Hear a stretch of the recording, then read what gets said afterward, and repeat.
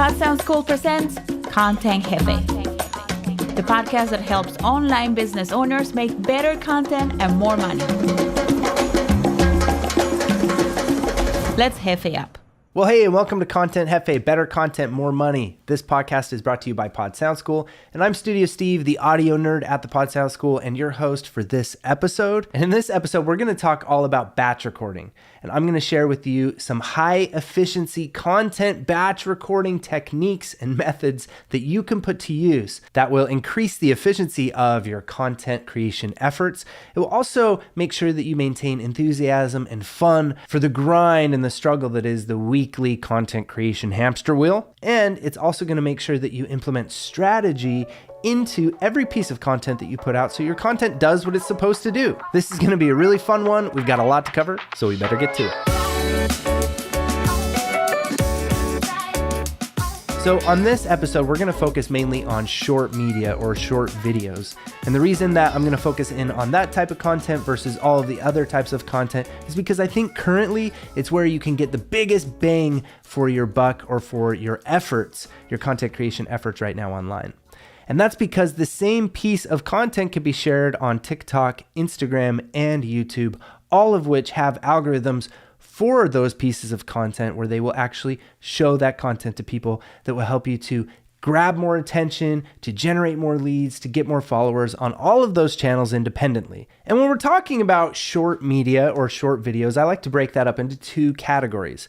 The first category is what I call repurposed media, and the second category would be standalone media. So the first category, repurposed media. What I mean by that is grabbing clips from your long format media, like your podcast episodes, your video podcast, or your YouTube videos, and chopping that up into little bite-sized pieces or short videos that can be shared on those three different platforms. This is a really smart way to create content. For example, you could record a video podcast, much like this one, that is a full 20-minute long episode, and then you could give that file to your video editor and ask that they also separate that into some vertical videos and make 5 vertical videos out of that same podcast episode. So then you would have 1 weekly podcast episode and you'd have 5 weekly short videos that you can post every day to those 3 different platforms. And the second category, which is standalone media, this is our preferred method. And that's because the videos that you make this way will generally perform a lot better and are going to have better engagement. So they're actually going to do more for your business over time. And what I mean by standalone is this is where the only purpose of the video is you're looking at either your phone or a really nice camera that's flipped on its side to make vertical videos one by one, which means you are going to be a lot more focused. You're going to have a good hook at the beginning, and you're going to know that that piece of content is only going to be 30 seconds long. So you tend to choose your words a little more wisely, and you tend to sort of condense information more, which in turn will make it easier for your editor and also more enjoyable for short media audiences. Okay, so let's talk about the methods and techniques that you can start to experiment with until you find what is perfect for you. I think the best place to start is with a good content calendar. So the first thing that you would do is decide which platforms you would like to publish content to. And then second, you would decide the publishing frequency on each platform. So for example, let's say that you want to do 20 short videos a month that you can post on those 3 platforms we talked about. And then you want to do 4 podcast episodes a month, either audio or video podcast episodes. And then maybe like us, you also want to put out 4 full-length YouTube videos a month as well. Once you know that, then you can create a really simple content calendar to get you started and keep you organized. A great method here is to create weekly or monthly tables that you could use for the different types of content. So you would create a table for short media. And in that short media table, you'd have different columns, such as video number, video name, or keyword. You would have the publish date, and then a favorite column of mine would be content pillar. Content pillars are a wonderful way to stay strategic and to make sure that your content is doing everything that you want it to do for your business from a marketing standpoint. So some examples of content pillars would be promotion, tips, myths and mistakes, social proof or resources, or personal stories. These are different content pillars that you can cycle through on your content calendar. So back to our shorts calendar again, a great option that is very feasible for a busy online business owner is 20 short videos a month. That's 5 different short videos a week. So a fun tip if you want to create 20 videos all in one recording session is to set up one camera shot, one nice background, one lighting setup. Maybe you have your podcast microphone, and then you can select 5 different outfits or looks that you want to have. And that could even be another column you add to your monthly content table. So outfit number 1, 2, 3, 4, 5 is an example. What's really cool here is then you can actually mix up the order of when you're wearing the outfits. So video number 1 would be outfit number 1, but then video number 6, you would be wearing outfit number 1, and then video 11, you wear outfit number 1, and video 17, you wear outfit number 1. This illustrates that while you're wearing outfit number 1, you record 5 different videos, but those videos can have different published dates so that you're not wearing the same outfit in 5 videos in a row on your feed.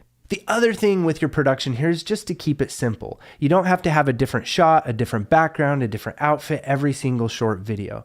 It's best just to keep it simple, do one setup with your camera, and then you can switch things up by how you approach the camera, how you move around a little bit on the camera, and then like I mentioned, how you can change outfits a few times throughout your whole shooting day. We're always trying to strike that balance between quality and high output or quantity. And now this transitions perfectly to the last part of the episode, which is where the reality sets in after we're recording all of this content, that we're going to need some help in the editing department if we're going to be able to continue to do this every month.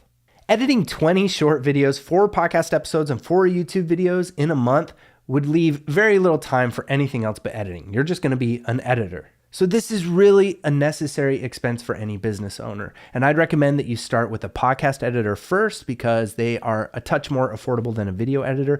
And then very quickly find a video editor that can do all of your video editing for you. We have had great results ourselves with Upwork, and there are many other places that you can find excellent video editors online that are very talented. And then here would be a great place while you're working with your video editor to go to that same content table and add another column that says upload date. And this upload date would be your deadline for when you have to have the files uploaded for your editor. And it's a good practice here to stay at least a week, if not 2 weeks ahead of your editor. But of course, there are many of us that are just starting out as online business owners where it really is not in our budget to spend $30 or $50 for a single short video and then $100 minimum for a podcast episode or a couple $100 for a full-length YouTube video. We simply don't have a couple $1,000s a month that we can put into that expense right now. So we are going to have to learn to edit it ourselves. So here we're going to need to get very efficient at editing and choose editing and audio video solutions that are intuitive, easy to learn, but allow us to create shortcuts and move at lightning fast speeds. And we don't want to just sort of be guessing and creating bad habits and teaching ourselves how to use these apps. There are a ton of YouTube videos and even online courses, such as the ones we offer for audio editing, that can get you up and running in a professional way so that you're not wasting time with bad habits in the post-production process. And this is where batch recording would then move into the next smart and simple way to create content, and that would be batch editing.